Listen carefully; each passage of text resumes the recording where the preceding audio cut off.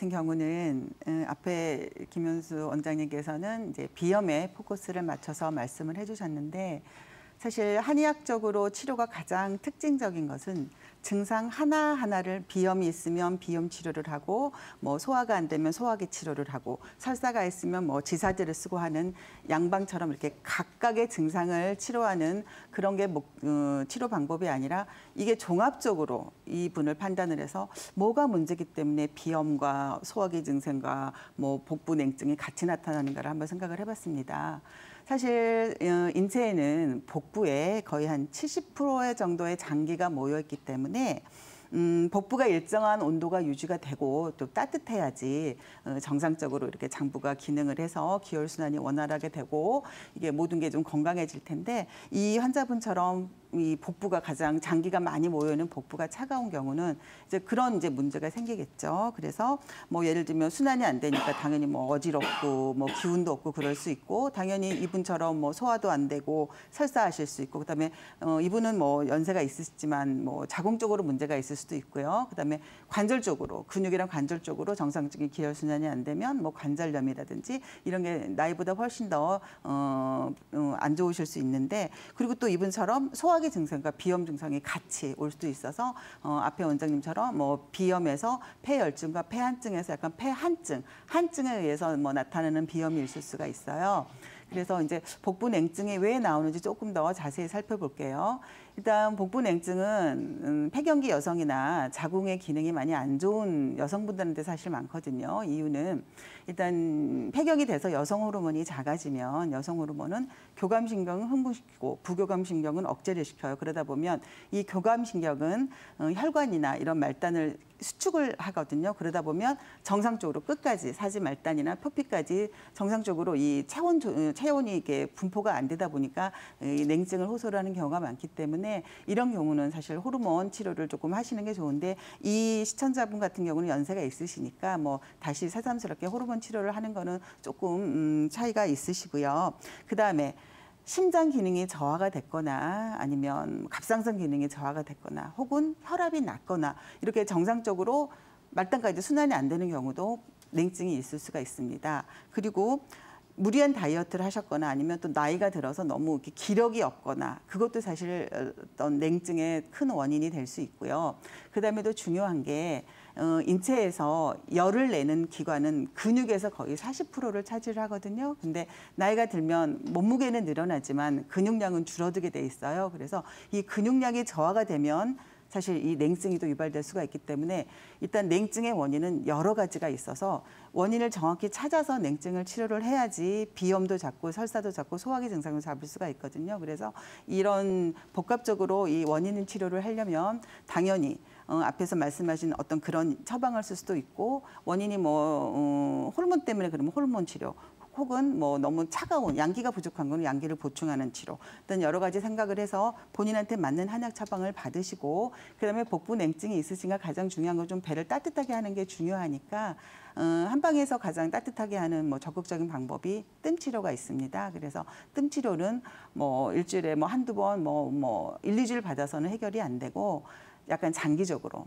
꾸준히 뭐 한 달 이상, 2달 이렇게 좀 관리를 해주시면 굉장히 뜸 치료가 도움이 되실 거예요. 그리고 이제 평소에 생활 관리를 하실 때 당연히 너무 찬 음식이나 이런 거 좀 조심을 하셔야 되는데 좋은 음식은 몸을 따뜻하게 하는 뭐 양파나 파, 마늘 같은 좀 매운 음식이 좀 몸을 따뜻하게 하고요. 그다음에 그냥 보통 이제 차로 드실 수 있는 거, 뭐 생강차, 계피차, 그다음에 쑥차 이런 거는 몸을 굉장히 따뜻하게 하는 차이기 때문에 그런 거 조금 마시도록 하시고 대신에 온도가 차가운 뭐 차가운 커피라든지 음료수라든지 차가운 물, 온도가 찬 어떤 그런 음료도 문제가 되지만 성질이 찬 과일, 뭐 수박이나 참외 예를 들면 그다음에 오이 같은 성질이 차가운 채소도 조금 조심을 하시고 그다음에 뭐 메밀이나 돼지고기가 성질이 굉장히 차가운 음식이거든요. 평소에 이런 음식 조금 조심하시면 좀 좋을 것 같고요. 그다음에 아까 제가 근육량 말씀드렸잖아요. 일단 운동을 하시면 기혈순환이 되기 때문에 전체적으로 몸을 따뜻하게 하시면 하실 수도 있고 뭐 연세가 돼서 뭐 근력 운동을 적극적으로 못 하실 수 있지만 그래도 운동을 열심히 하셔서 순환도 시키고 약간 근육량을 늘려보시면 좀 냉증에 도움이 될 것 같아요. 그다음에 또 중요한 게 이게 목욕요법이 있는데 일단 비염과 복부 냉증을 동시에 잡을 수 있는 목욕법을 조금 소개를 해드릴게요. 사실 목욕의 방법에는 굉장히 여러 가지가 있는데 보통 이제 사우나 많이 하시는데 사우나는 몸에 노폐물이 많이 쌓이신 분들이 이 노폐물을 배출을 함으로써 신진대사를 조금 활발하게 하는 데 도움이 됩니다. 그래서 이렇게 냉증이 있으신 분들은 약간 조금 생각을 해보셔야 될 것 같고요. 그다음에 두 번째 이제 많이 하시는 목욕법이 반신욕이 있죠. 반신욕이라고 하는 거는 사람이 정상적으로 가장 건강한 몸이 되려면 배꼽, 복부는 따뜻하고 머리 쪽은 시원해야 돼요.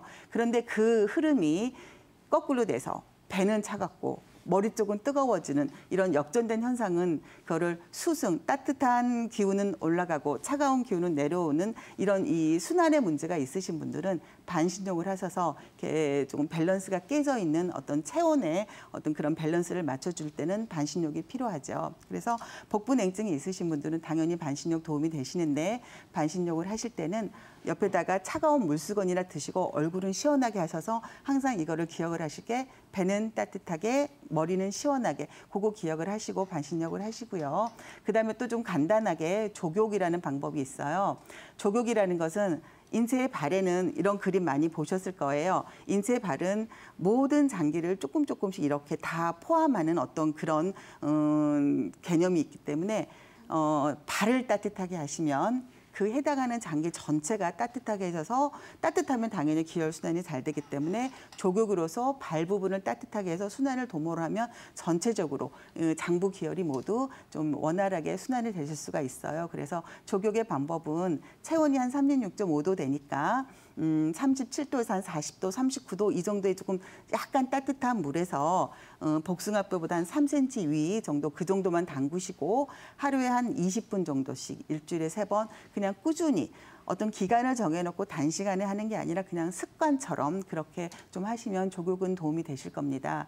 그다음에 또 하나 냉온욕이 있어요. 냉온욕은 냉탕과 온탕을 왔다 갔다 하시는 목욕법인데 일단 냉탕과 온탕을 왔다 갔다 하시다 보면 피부의 온도가 차가웠다 더웠다 하다 보면 혈관이 수축과 이완을 이렇게 번갈아 가면서 하게 되면서 이게 이제 신진대사를 활발하게 하고 그게 이제 자율신경을 이렇게 원활하게 조절을 하는 데 도움이 되기 때문에 이 환자분 같은 경우는 이 여러 가지 방법 중에서 제가 볼 때는 그냥 집에서는 간단하게 족욕하실 수 있고요. 혹시 집에 뭐 욕조가 있으시면 조금 더 적극적으로 반신욕을 하시면 동시에 비염하고 복부 냉증이나 어떤 설사 소화기 질환을 조금 잡는 데 도움이 되지 않을까 싶습니다. 한의원에 갑자기 눈이 떨린다고 오시는 환자분들이 꽤 많으세요. 그러면서 이제 말씀하시는 게 이거 풍 오는 거 아니냐 그 말씀을 많이 하시는데 그러면 저는 이렇게 말씀을 하죠. 바람은 태풍처럼 굉장히 심한 바람도 있지만 봄바람에 나뭇가지가 살랑살랑 흔들리는 그런 것도 사실 풍의 일종이다. 그래서 엄밀히 말하면 이것도 아주 작은 바람이지만 바람은 바람이다. 이렇게 말씀을 드려요. 그래서 왜 바람이 이렇게 몸에 일어났을까 생각을 해보면 원인은 앞에서 원장님들이 말씀하셨듯이 뭐 피로하고 과로하고 스트레스 때문에 그럴 수 있고요.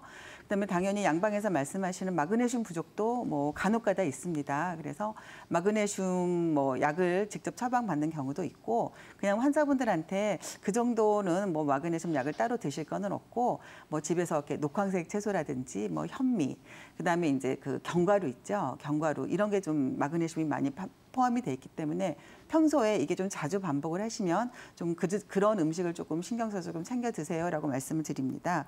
그리고 당연히 뭐 수면 뭐 아까 수면이 중요하다. 그거는 피로나 몸의 피로, 그다음에 스트레스 덜 받는 거, 정신적인 피로 그거를 다 최대한 이제 줄여주시면은 되고 그다음에 일시적으로 이제 이쪽으로 이 안검 쪽으로 기혈순환이 안 되면 침치료 한두 번 해도 금세 젊으신 분들은 좋아지세요.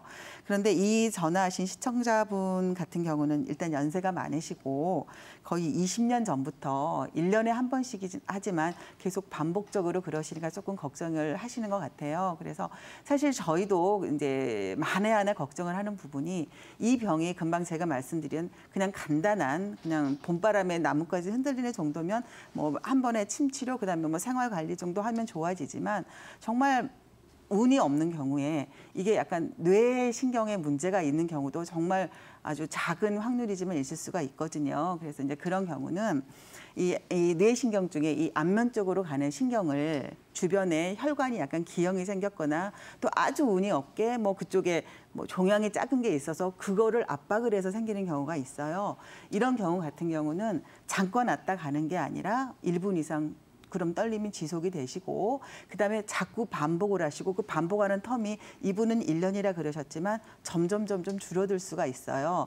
그리고 처음에는 이게 눈만 떨리다가 나중에 조금 시간이 지나면 그 떨리는 양상이 윙크하는 것처럼 계속 반복을 하고 입꼬리가 같이 이렇게 좀 실룩거리시는 분들이 있거든요. 그런 분들은 혹시 좀 그런 게 아닐까 그러고 조금 의심을 해보셔야 되니까 이 환자분 같은 경우는 지금 좀 기간이 오래되시고 조금 주기적으로 그러시니까 혹시 그런 문제가 있지 않을까 아주 조금 의심은 조금 돼봅니다. 그리고 이런 경우는 사실 뇌 쪽에 문제가 있는 그런 그 바람은 좀 큰 바람에 해당이 되겠죠. 그럴 때는 수면 중에도 계속 이 환자분처럼 1분 하고 쉬는 게 아니라 수면 중에도 계속 반복하실 수가 있고요. 그다음에 긴장하거나 낯선 사람을 만났을 때도 그게 더 심해져요. 그러다 보면 이게 뭐 약간 대인기피증처럼 생겨서 우울증이 걸리는 경우도 있으니까 꼭 이 환자분한테 해당은 안 되지만 다른 시청자분들도 약간 이런 경우가 반복이 됐거나 약간 이런 증상이 있으시면 조금 신경을 써보시는 게 좋을 것 같습니다. 그래서 뭐 한의학적 치료는 간단한 경우는 그냥 침치료, 약침치료 하셔가지고 뭐 순환을 개선시키고 그다음에 뭐 추나요법이라든지 이런 다양한 그다음에 뭐 안면 근육을 뭐 이렇게 운동하는 운동요법도 좀 도움이 되니까 좀 다방면으로 다각도로 조금 접근을 해보시는 게 좋을 것 같습니다. 두통이 있으신 분들은 대부분 그냥 그 뭐 상관없이 그냥 진통제 드시면서 그때그때 치료를 하시는데 그거는 사실 치료가 아니라 그냥 일시적으로 증상을 완화하는 거죠. 그래서 한의학적으로 두통은 굉장히 원인이 다양하기 때문에 정확한 원인을 찾아서 그 원인 치료를 해야 근본적으로 두통을 좀 치료를 하실 수가 있으세요. 그래서 이제 두통을 원인을 좀 크게 좀 살펴보겠습니다. 일단 첫 번째 감기가 걸리면 머리가 아파요. 이거를 이제 풍열 두통이라 그러는데 이제 감염이 되면 당연히 이렇게 머리가 아플 수 있고요. 그다음에 올 여름처럼 너무 더운 날 열을 받으면 머리가 아프죠. 이때는 열을 좀 치료를 하셔야 되고 그다음에 이제 많은 경우가 긴장성 두통이라 그래서 이 근육이 긴장을 하면 이 뒷목부터 이렇게 당기면서 아픈 두통은 근육을 풀어주는 그런 치료를 하셔야 되고 그다음에 또 이제 이 혈관이 욱신욱신하면서 아픈 그 통증도 두통도 이제 긴장성 두통인데 그거는 혈관 긴장성 두통이죠. 그래서 보통 이제 양방에서 편두통 약을 주시면 거의 이 혈관 긴장을 풀어주는 그런 혈관 이완제를 쓰는 걸로 알고 있습니다. 그리고 이제 또 많은 경우가 소화기성 두통이 많습니다. 소화기가 이제 소화가 안 되면 이 가운데서 뭉쳐 있으면 위아래로 소통이 안 되면서 머리가 탁해지고 머리가 아픈 증상. 그리고 소화기성 두통이 많기 때문에 갑자기 체한 경우도 머리가 굉장히 깨질 듯이 특히 앞머리가 깨질 듯이 아프면서 그런 경우는 머리가 아프지만 소화기를 치료를 해야지 낫는 경우가 있죠. 그다음에 또 이 머리로 가는 어떤 순환을 방해하는 원인이 혹시 예전에 다쳤거나 어떤 몸에 어혈이 있는 경우는 어혈 치료를 하셔야 되고요. 그다음에 순환이 안 되면서 몸에 담음이 습담이 많은 경우는 담을 치료해주는 그런 치료를 하셔야지 두통이 해결이 됩니다. 그다음에 이제 또 연세가 드시고 좀 기력이 없으신 분들이 많은 경우가 이제 허증 요통인데 이 환자분 같은 경우는 보니까 약을 드셔서 그런지 피곤하고 무기력하다는 표현을 하셨고요.